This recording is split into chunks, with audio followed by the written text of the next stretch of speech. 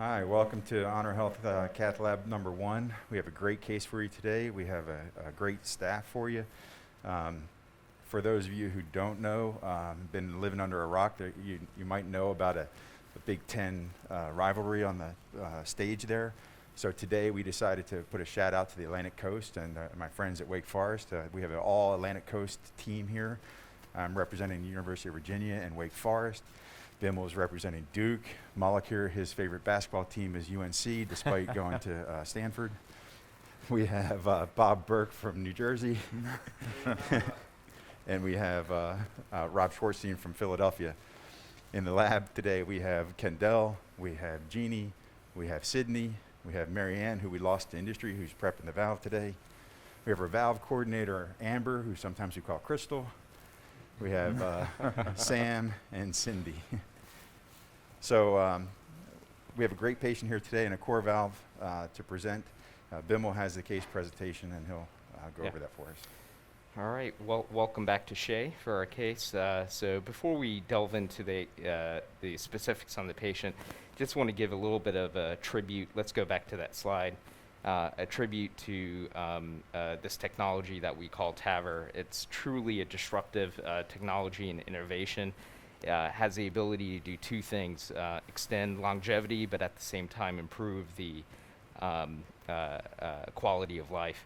Everybody knows Dr. Henning Anderson and Dr. Alan Cribier and their important roles in establishing this technology. What many people may not know is Dr. Henning Anderson actually was at a similar conference in Arizona when he first sketched out placing a stent in the aortic valve, and that was done in 1980. So maybe one of the members in the audience will have the next innovative, disruptive innovation as they think through things. Next slide. So our case presentation, this is a 92-year-old with severe symptomatic aortic stenosis. Classic symptoms with progressive dyspnea and dizziness. His past medical history is significant for dyslipidemia, diabetes, hypertension. He's had a history of sick sinus syndrome and a previous pacemaker placed, and a chronic kidney disease with GFR in the mid-40s. His medications are listed there. Next slide. And Bimmel, just to go over this, I'm the guy who turned this guy down. And, you know, I actually turned down a 92-year-old, but he's one of these low-risk older people. Exactly. We have the ability now to potentially give therapy to patients. In the past, maybe 10, 15 years ago, there were no options, and it's incredible. The echocardiography on this patient showed he has an ejection fraction that is normal, a mild LVH, likely due to a severe AS with a mean gradient 46 and a peak velocity of 4.5. He has mild to moderate aortic regurgitation as well, mild pulmonary hypertension. I'll show you some images of the echo and the cath as well. His cath showed non-obstructive coronary disease, a mild to moderate LAD lesion, which was IFR negative. Next slide. These are represented images of his surface echocardiogram. You can see on the left, and on the right are the gradients. Mean gradient 46 and a valve area of 0.8. Next slide.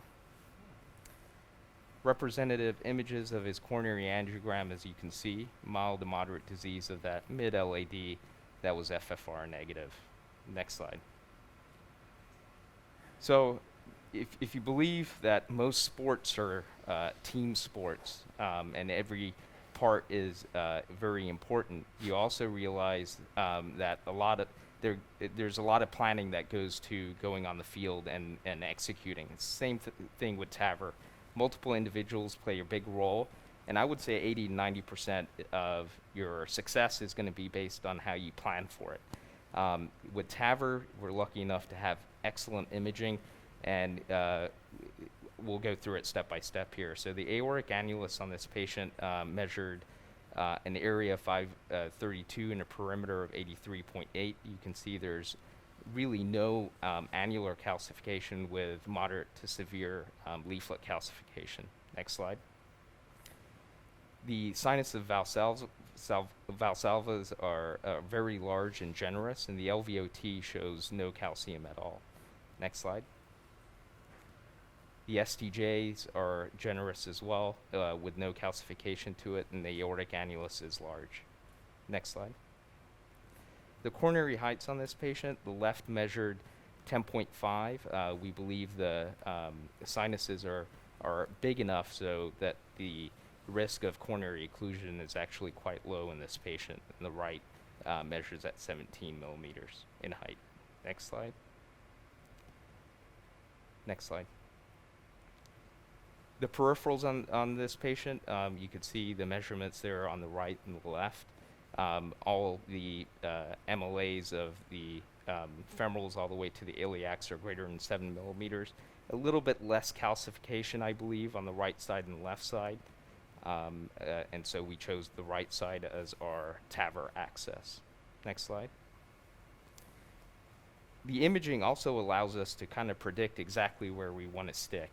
And so this area is what I noted on the CT scan. You can see there's really no calcification, so our pre-closure devices will have a high degree of success. And you can put this on fluoroscopy as well and predict where you need to stick based on the femoral head. Next. You know, it's sometimes interesting when I'm presenting data when the actual authors are on the panel, but there was a nice paper looking at the STS registry, looking at non-engineerians and TAVR. 16 to 20% of these patients were greater than 90. Their initial STS PROM score was higher, and even though their mortality as predicted was similar to age-matched to those that were lower than 90 years old, they had similar rates of stroke, heart failure, and aortic interventions in MI, so they did very well with TAVR. And Bill, we wanted to highlight this case today, not because of the, as David says, the TAVR porn, but because of the significance of offering something to 90-year-olds. And we want to thank our colleagues, Dr. Klein and Dr. Aquino, for sending this patient. But we expect a great outcome for this guy at 90. And for those of you in the audience, he has a book being published in paperback this week called The Key to Longevity. So there's a lot of reasons to offer 90-year-olds intervention. Well, this is going to be a terrific case. Just before you get started, I just want to, we got a fantastic panel. We got Steve, I know we're with me, Dave Cox. We got Mike Reardon down there. David's up here, Isaac. And we've got Bridge, Manny. So we're very excited about this. This will be terrific. What's your plan going to be? So our plan today is a core valve, and while we're showing you that, we'll go through some of the setup. We'll go to Dr. Burke to show some of the echo images.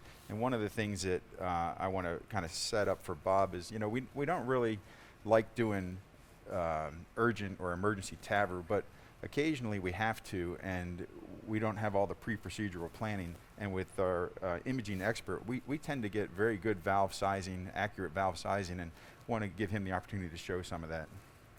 So I'll go through things very quickly. Thank you, Bob. Appreciate it. Just beginning with confirmed that we still had the right diagnosis. Got a mean gradient on this of 45 millimeter mercury, so pretty much exactly what they had on transthoracic.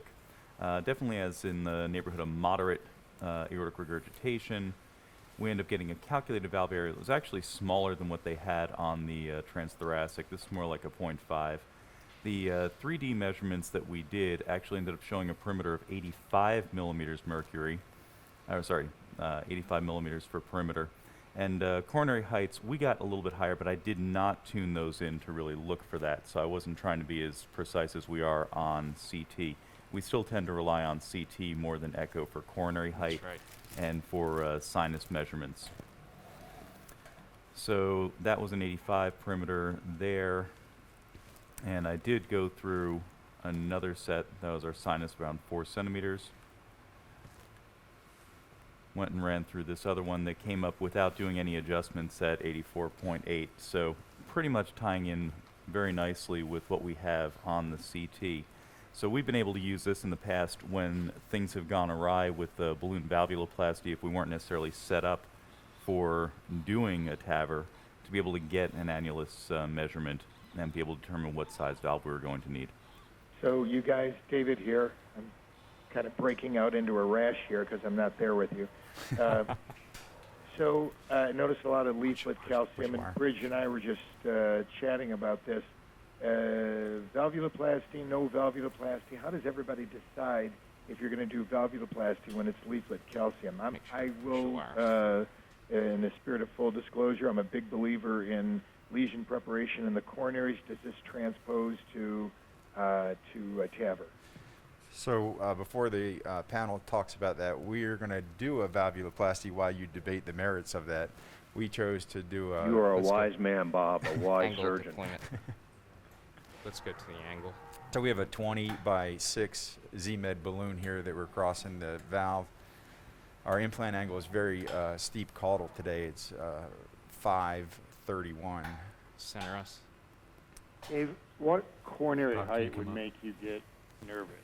We're at 10.4, if I recall. Or Schwarzschild hold 10.6. respiration. Let's say the left coronary height was 7. Would that make you get a little scared with this? But it's like everything in the world. It's like what's a bad EF in mitral regurg? Pacer Well, if on. it's a little ventricle and a bad EF, you're okay. If it's a bad EF and a big ventricle, you're bad. If it's a low coronary and small sinuses, you're in trouble. If it's a low coronary and giant sinuses, doesn't matter where it is. Down. Pacer off. Let's bring it back. So this is Bridge. I want to comment on whether you do a BAV or not. So since this is purely more so leaflet calcification, I would not do a BAV because you run the risk of suddenly tearing those leaflets and having rip-roaring AI.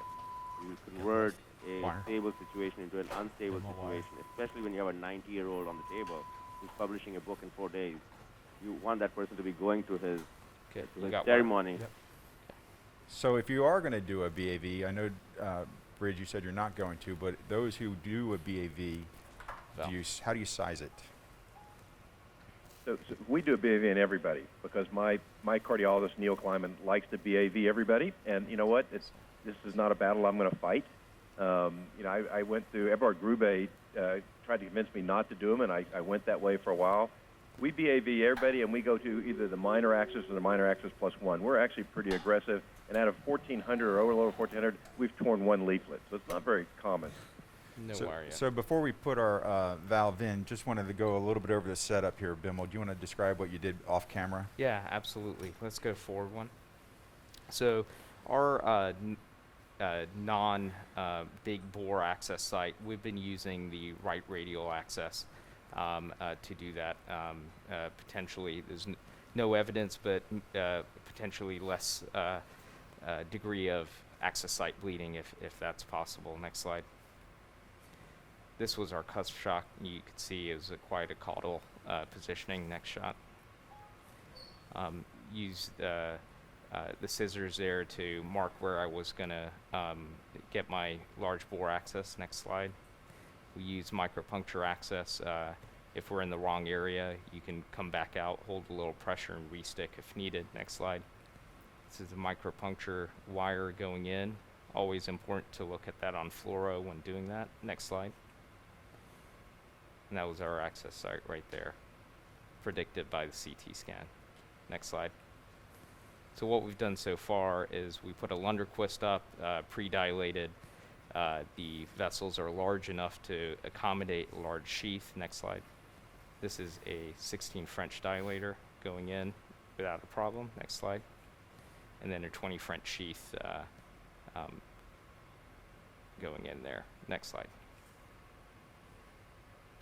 Crossing the valve, so we've already crossed there. We use an AL1 and a straight wire. And that brings us to where we are now. So Bob and guys, can you comment on, so you're using a sheath. Would you comment about when you would go in line? Would you do that only if the vessels are borderline? If they're big enough, do you always use a sheath? So we use a sheath kind of 50-50. Obviously, the small access patient, we go in line, and the people were convinced that we're going to have to balloon dilate. We prefer not to do sheath exchanges with the inline technique, and those people we tend to lean more towards the sheath. How about you? Yeah, we like to, if it'll accommodate it, we use a sheath probably 95% of the time. Yeah, that's what we do too. Especially with calcification or tortuosity, it's much better with the sheath in place. So here you can see on the screen, just checking to make sure our valve is loaded properly. And we can see both paddles at the thick, dark marker second from the bottom. So we're happy with the load. And we're getting ready to advance. Let's go live. I still need wire here. Okay, got wire. So what wire you have in the ventricle? This is a Medtronic Confida wire. Is anybody using anything else? You know, Safari, small. We do like the extra small Safaris for small ventricles. Are you guys, Come, Herms, I think open up the sometimes arch, please. when you use a 34, I've heard you say sometimes you go with the Lunderquist. Yeah, you know, we did that very frequently until we just ripped the hell out of a ventricle, and then now we don't do that anymore. Pull some wire. Yep. But we still haven't learned, so we still use the Lunderquist. Okay, pulling. A little back tension I thought the Lunderquist was More good back for the tension. 31, which I found a little Pull back the dicey. probe, Bob. The 34 is so Go ahead and nice. zoom in. We just use the 27. freeform wire. So one of the things that we found with the core valve and the radial access is wrapping the core valve through the little target there sometimes seems to happen more often than not. So one of the disadvantages of the radial access is this part right here. So let's put the pigtail down just a little bit further. Go ahead. Let's go to our angle of deployment. Yeah, I've got wire. Center us.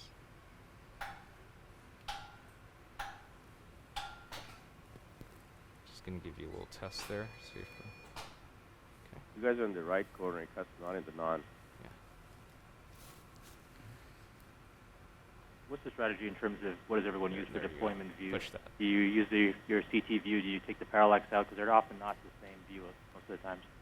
It's Yeah, never I the mean, same. we sort of use the viewers they have, and then we generally come call to get the parallax out. So interesting comment, Bridge. You said you guys are on the You wanna right. go I know back that to your angle. Matt Price and that's the the guys right. at Scripps routinely do it in the Use right. wire. What's Yeah. the difference? J-wire. I've J-wire, learned go to non, LAO. and Steve Yakubov says every bad story begins with the it wasn't in the non. Why do some people use the right? Nobody should use the right in these valves. They're great on Sapiens. The problem is that you line up the ring of the valve so you get the ring to deploy. Actually, you go LAO and caudal. When you do that, it moves the right up. If you're in the right Center us. and you aim off of that, you're going to land too high, and for the non and the left. And so you should always be in the Push non. wire, To me, that's actually one of the frustrating things about this valve. Is you have to get in the non. Sometimes it always falls in non, and sometimes you really have to work at it. Is anybody else using radial for their non-access site? We are occasionally, depending on vascular access from below and other considerations. This happens with femoral too, Bob. I mean, isn't it? Right. What we found is an equal number of our vascular complications over the years were the non-access site. So if we can do it through the radial, to give a shout out to the coronary radialists, maybe you have less vascular complications. You know that wires come back here a little bit. You just wanna Demo. make sure it Yep. stays out there in the apex and doesn't get posterior on you. Happy now? Yes. So this can be frustrating. Every once in a while you have to pull the valve high up into the ascending and start over with your pigtail.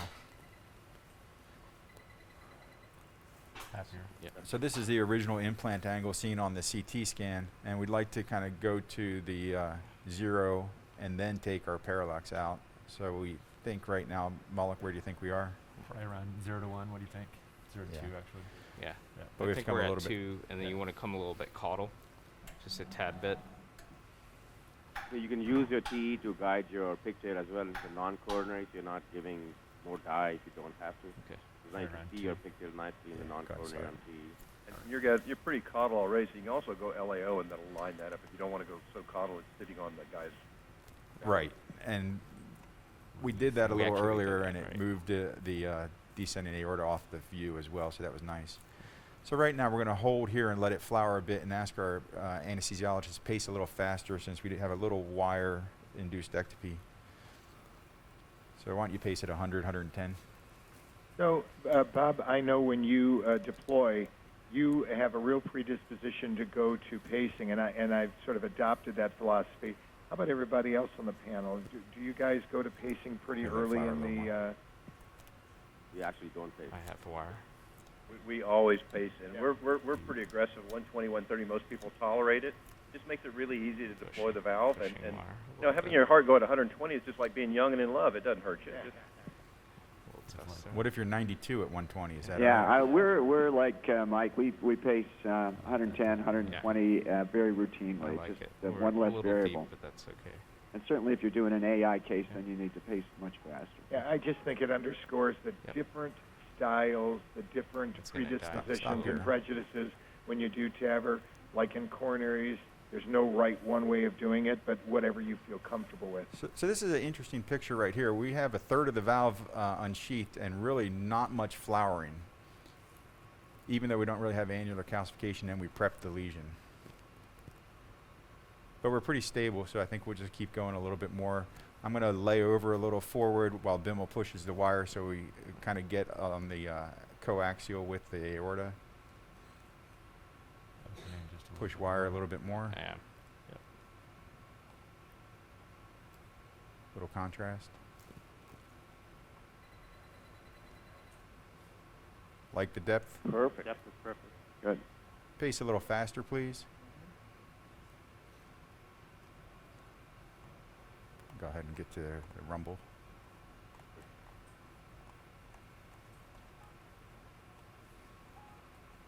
So this is our induced period of hypotension. Should start coming back.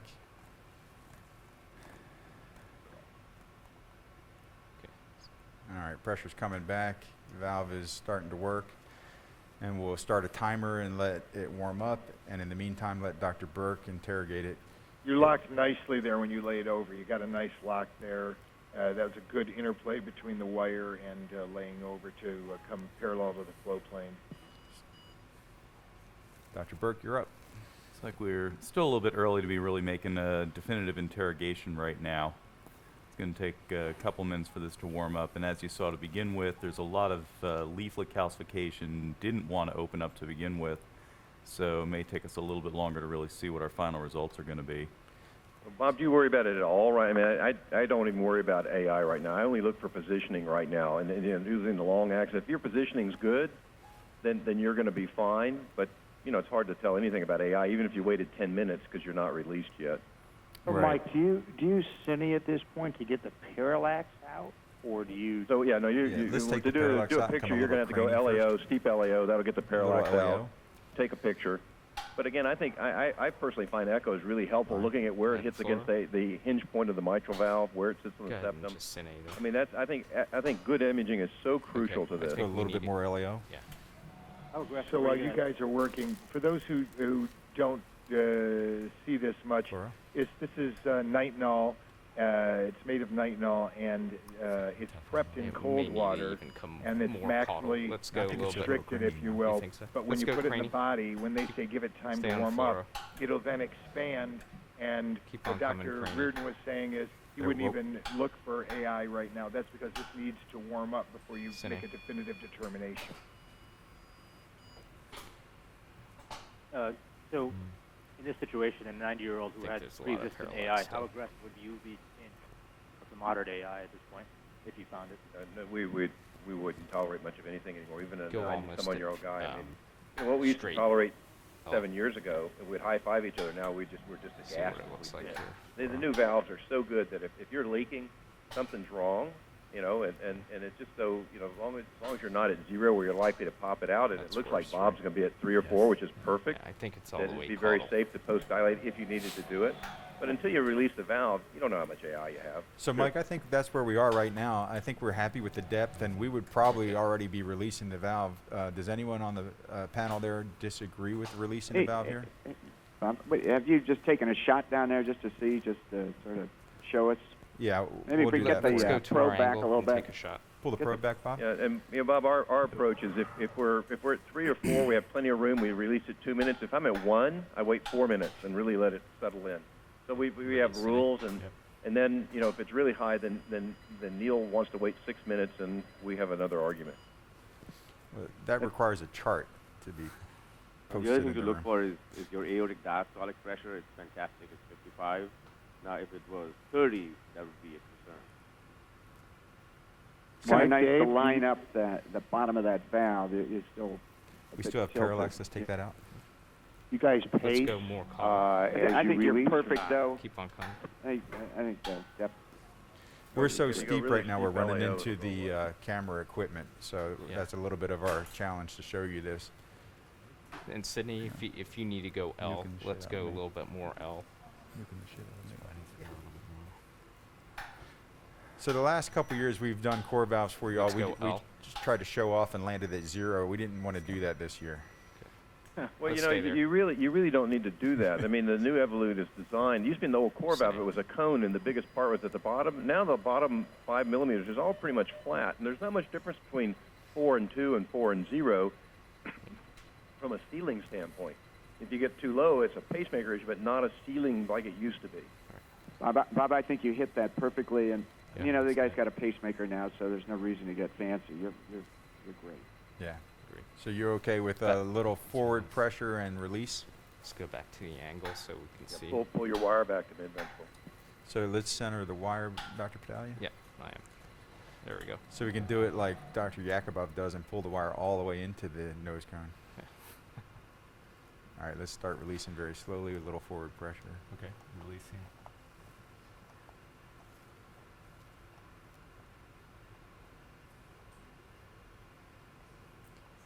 Do you pace here, Dave, or not? No. All right, let's center a little bit more. Fluoro. But you. Floor Yeah. safe. Okay, fluoro. Yes. We don't. Center that nose cone, please. We think once you're at this point, it's pretty much fixed anyway. Pull the wire. A little bit more. Keep going. So, Dave, what's your rationale? Eberhard taught us. Oh, okay. So who's pulled a valve out by pulling the nose cone out or pulling the pigtail out? Yes. Nose cone, I think, is more risk. I've never done it with pigtail. live? I've done it twice with the nose cone. For life? Not out, but up. Usually with one elderly Thanks. operator. For life? Not me.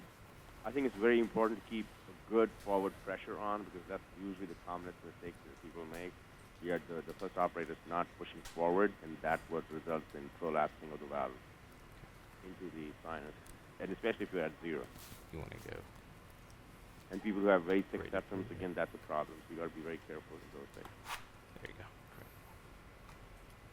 Bob Burke, you want to describe what you're seeing? That looks pretty So circumferential. again, we're looking very circularized, which is great. We do have some central AI you can see there, and that's again just going to be related to the wire right now. We're not Good job. seeing much of anything from a PVL standpoint, so this is looking great.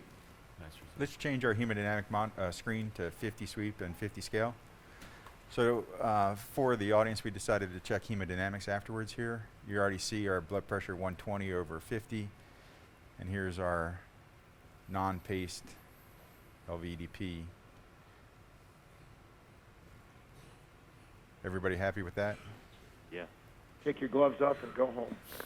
That looks fantastic. So now one of the challenges is to get the radial pigtail and the descending aorta for our final angiogram. I want to take this out. Okay. All right. You got Any the other sheath in questions? place? No, that's a beautiful demonstration. That's just perfect, and the ROA on this thing is gigantic. Well, thank you very much. 34 is amazing because it does That's have an work. EOA. It'll be but 2.3, Yeah, right. 2.4. It's unusually big. So I just wanted to say one other thing about the 90-year-olds. So this is a second 90-year-old that I did an aortic valve on, and this week. The first one, just want to show a quick video for a plug for surgery. Not all 93-year-olds have no option. This is a 93-year-old woman who had a mechanical the valve slide. put in 28 years ago that had a pannus, and it was a horrible patient prosthesis mismatch. It was a 19-millimeter valve put intraannular. She had a gradient over 50 and was horribly symptomatic. I have a video here of her Let's go to the 15 slides. hours post-op.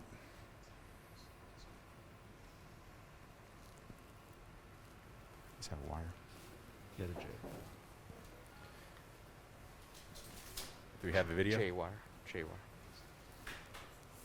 It's those cardiologists, Bob, that sabotage your video. Yeah, Yeah. I know. It never I'm happened. sorry, Bob. That was Apparently me. it's not playing. Yeah, that's all right. Well, anyway. Here she is, actually. It's playing now. There you go. So here she is walking to her telemetry room from the intensive care unit 15 hours post-op, 93 years old, redo aortic valve. So we can get these people through. She was ready to be discharged on post-op day 3. Unfortunately, had a little bit of atrial fibrillation, had to wait to day 4. Is this how Honor saves money on transportation? Yes. Listen, you're walking. Transport yourself. Absolutely. Got to cut back where you can. So was this a right chest AVR? No, this is a redo sternotomy. Oh, wow. And here she goes once she knows where she's going. Boom, boom, boom. So thank you again. We Fantastic. appreciated this, sharing this case with you. Bimmel? Even though we have different allegiances, Virginia, Wake Forest, North UNC, Carolina. Duke, we I work just well want to know together. one It's thing. Wait a minute. I fantastic. just want to know one thing. Yeah. You really admit to being UVA? I mean, really, Bob? I know you wrestled at UVA when you were a freshman, but this year's tournament? Well, you know, at the dinner last night, I had to represent Arizona, so I had to claim UVA today. Fair enough. Bob, as usual, Mullick, Bimmel, fantastic job. Really fantastic. I do want to say one thing. Bob Riley has just done a spectacular job in many ways leading the way on the TAVR program from the surgical standpoint. Great job, you guys. Really fantastic. Absolutely. Thank you Thank all. you for joining us.